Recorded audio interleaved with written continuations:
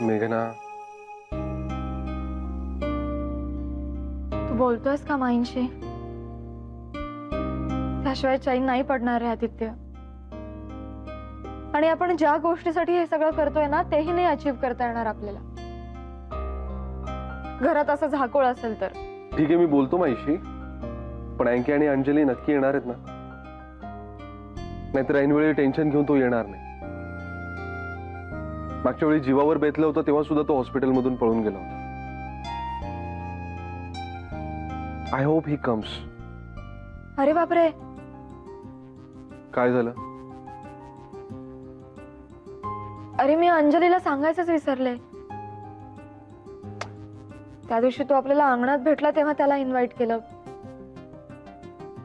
पण त्या पार्टीच्या नादात दुसऱ्या दिवशी अंजलीला सांगायचंच राहिलं. मी आत्ताच जाते.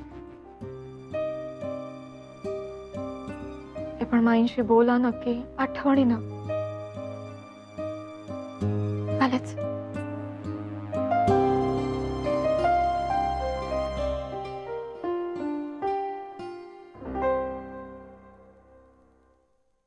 गंबूट कुठे ठेवायचे बाहेरून आल्यावर?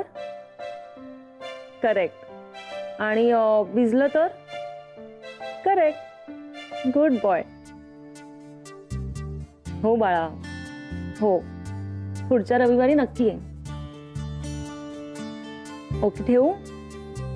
बाय. खूप मिस करत असेल नाही साहिल तुला? हो.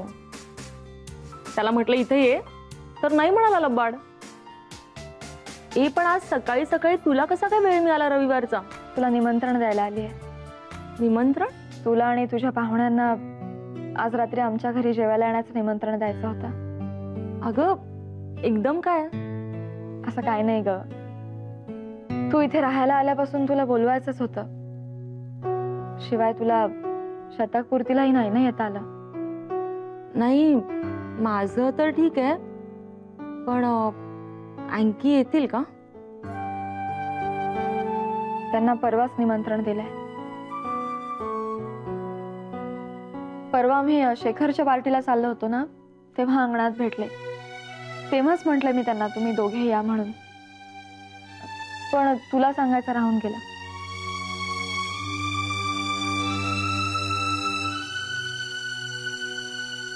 काय ग?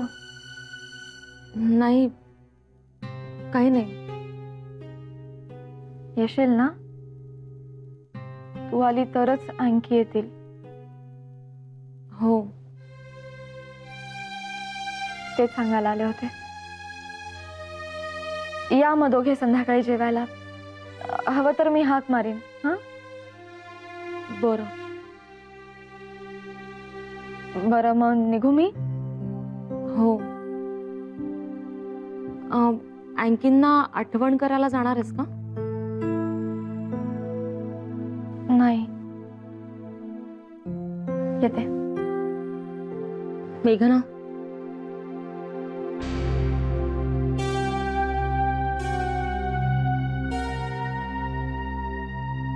ती मुलगी म्हणजे तूच आहेस ना मेघना?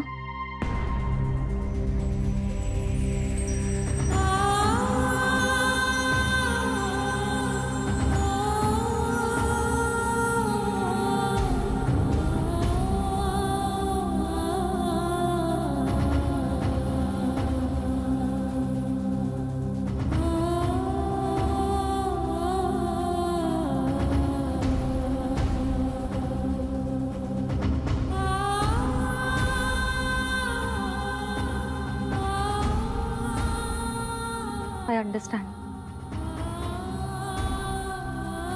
येईन मी.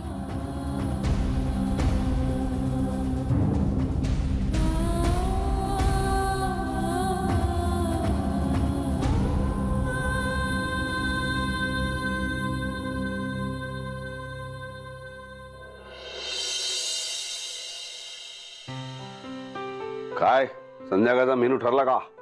हो, साधा सुटसुटीतच बेत केलाय. करेक्ट आहे. सगळ्यांनी मिळून गप्पा मारणं जास्त महत्वाचं. संध्याकाळ जेवणात मला धरू नका हा. मी बाहेर जाणार आहे. मी सांगितलं ना तुला विजया. हा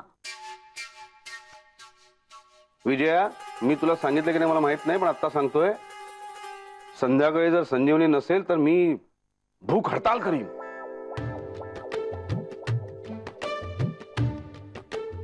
विजया, तुम्हाला धमकी देतेस? हो, संध्याकाळी कोणी घराबाहेर जायचं नाहीये. या घरातल्या सगळ्यांच्या भावनांचा आदर आणि मान राखून घरातला कर्ता पुरुष म्हणून मी सांगतोय. म्हणजे अशी नम्र विनंती करतोय.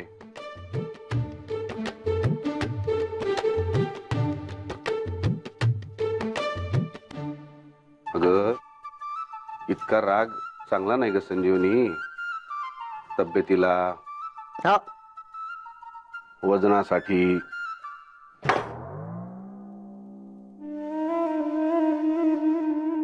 आणि तुला उत्सुकता नाहीये का संध्याकाळी काय होणार याची? माझ्यासाठी तरी थांब ना.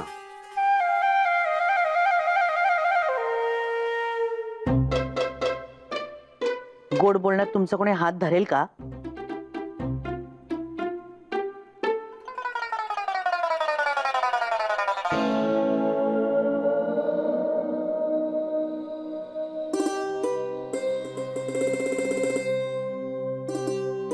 घाबरू नका. संध्याकाळी ती जाणार आहे तिच्या खोलीतून हॉलमध्ये. काय हो नाना, ते बघ. नक्की थांबतील ना? हा, अरे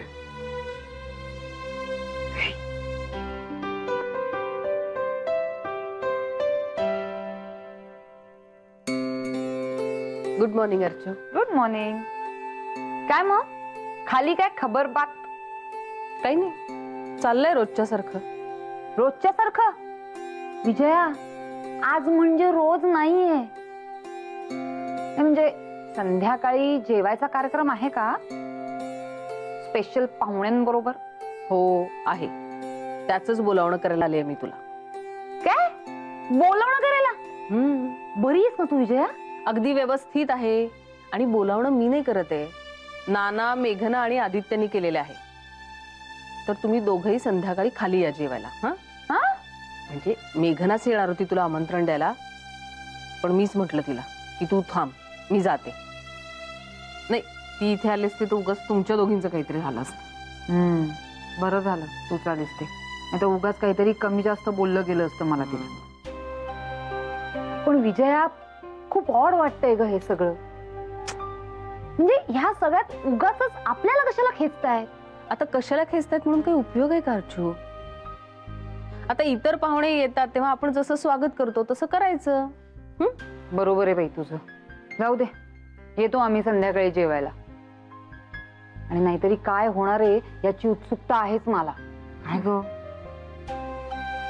बघू, चल, मला काम आहेत भरपूर.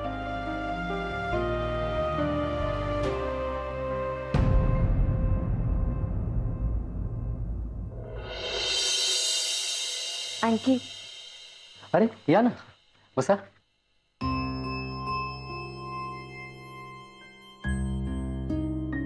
आज संध्याकाळी जेवायला बोलवलंय मेघनाने. तुम्ही येणार आहात ना?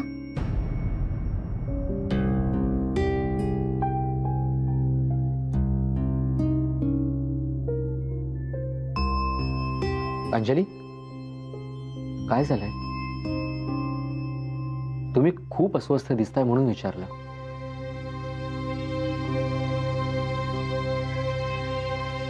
तुम्ही काल ज्या पोलादी भिंतीचा उल्लेख केला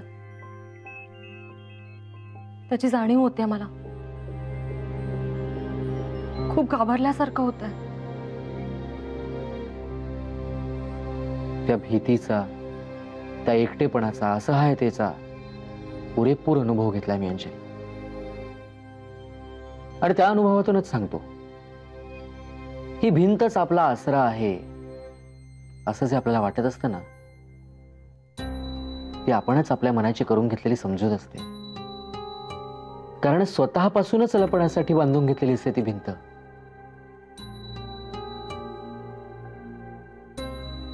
अंजली, त्यापेक्षा आपण आपल्या आत खोल गदगदत असलेल्या दुःखातून पुनर्जन्म घ्यायला हवा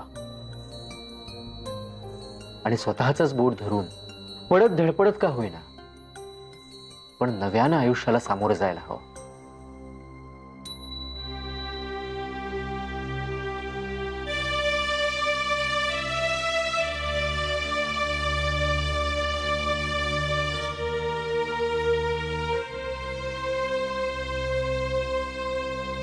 तुमचा हा अनुभव अगदीच ताजा वाटतो मला.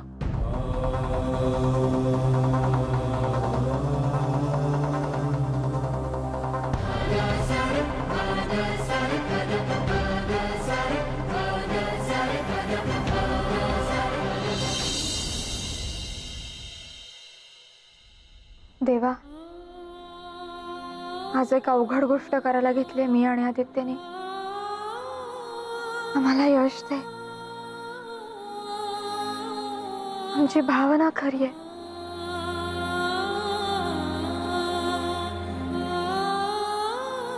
माझ्या घरातल्या कोणाच्याही मनात गैरसमज राहू नये आणि इथला आनंद द्विगुणित व्हावा एवढीच इच्छा आहे आमची. करशील ना पूर्ण?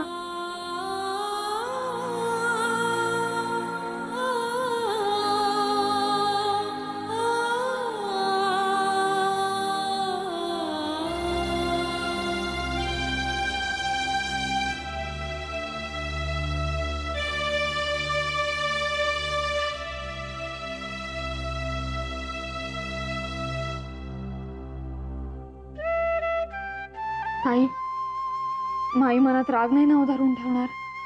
नाही अगं, म्हणजे नानांनी खात्री दिली आहे ना तुला, मग तू निश्चिंत राहा. सगळं काही होईल ठीक. म्हणजे तुमचा उद्देश काय याचा थोडा थोडा अंदाज आहे मला. अवघड आहे ग असं पाऊल उचलणं. पण नाना म्हणतात ना, म्हणजे मला असं वाटतं की त्यात चुकीचं काहीच नसणार. घाबरू नकोस.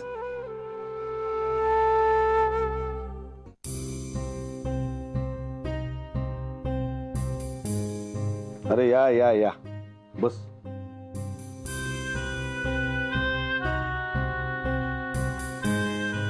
या.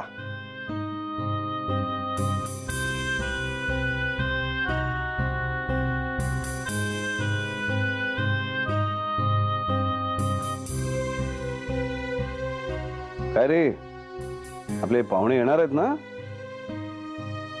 हो ना, नाही येत आहेत.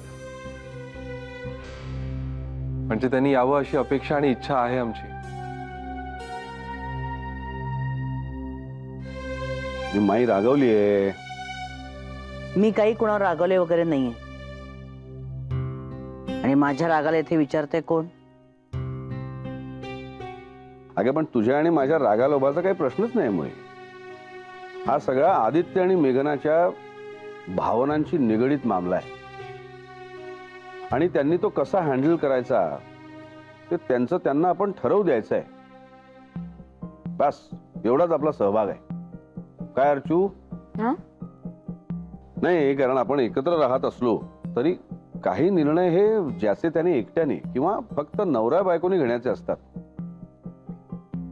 त्याचा आदर करायला आपण शिकलं पाहिजे. काय, बरोबर की नाही?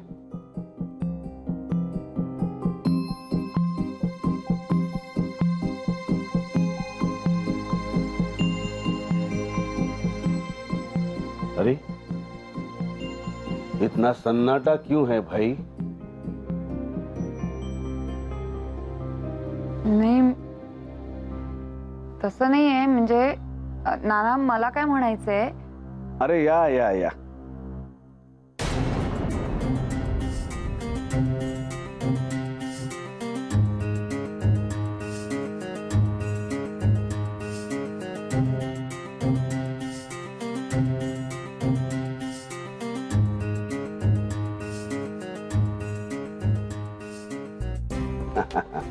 बस. बसा. तुम्ही आलात, खूप बरं वाटलं अंकी. हो. चालेल ना तुला अंकी म्हटलं तर? Of course, by all means.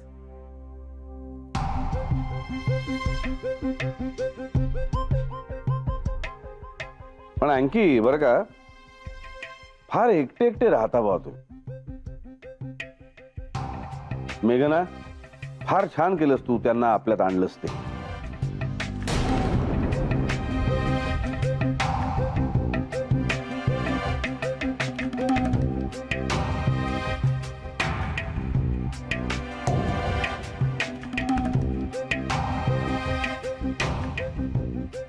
Nanasaheb,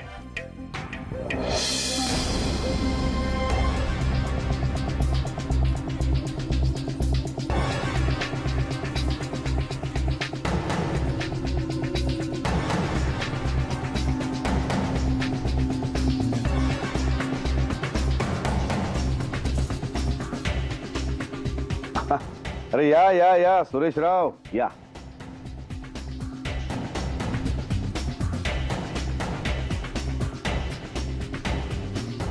या माधवीताई, या. बसा. बसा बसा बसा बसा.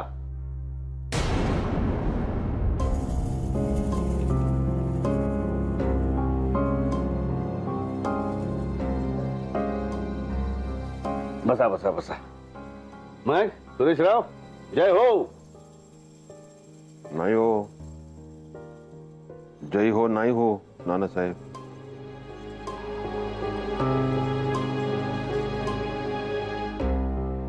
बरं झालं बाबा तुम्ही आलात. मेघनाच्या मित्र आणि मैत्रिणीलाही बोलवलंय जेवायला. तुमची कंपनी मिळेल.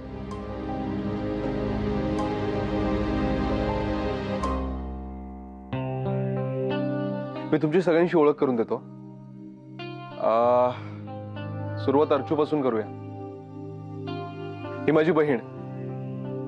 नुसती बहीण नाही, मस्तीखोर, भांडखोर आणि माझी लाडकी बहीण अर्चू. हाय. हाय.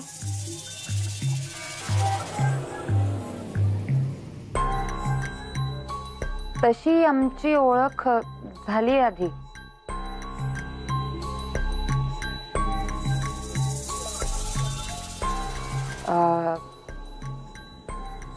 तुमच्या फॅमिलीत अजून कोण कोण असतं?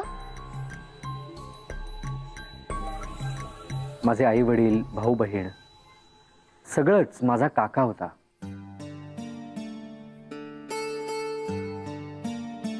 दीड वर्षापूर्वी तो गेला.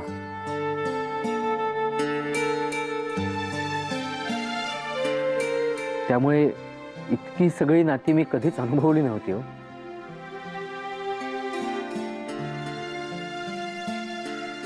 हा, ते मिस केलं मी, पण मित्रमैत्रिणी भरपूर मिळाल्या मला.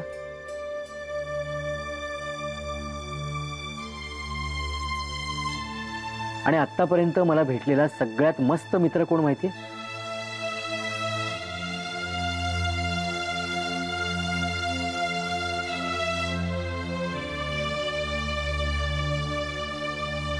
आदित्य.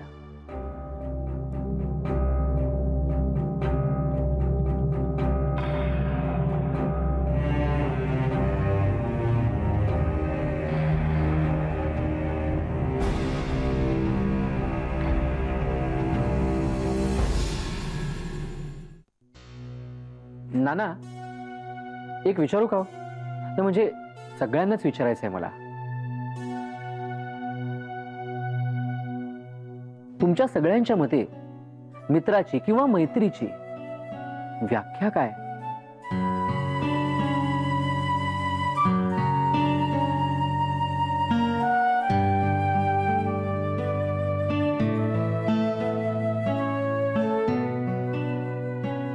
एका वाक्यात सांगू शकेल कोणी? कोणी कशाला, सगळेच सांगतील. काय नाना? Yes, of course. कारण आपल्याला सगळ्यांना मित्र आहेत, नाही का? चला सुरेशराव, तुमच्यापासून सुरुवात करूया. मोठ्यांचा मान पहिला. सांगा, तुमचा अनुभव काय? मित्र म्हणजे काय? जीवा भावाचा मित्र म्हणजे काय? मित्र नाही, मला फक्त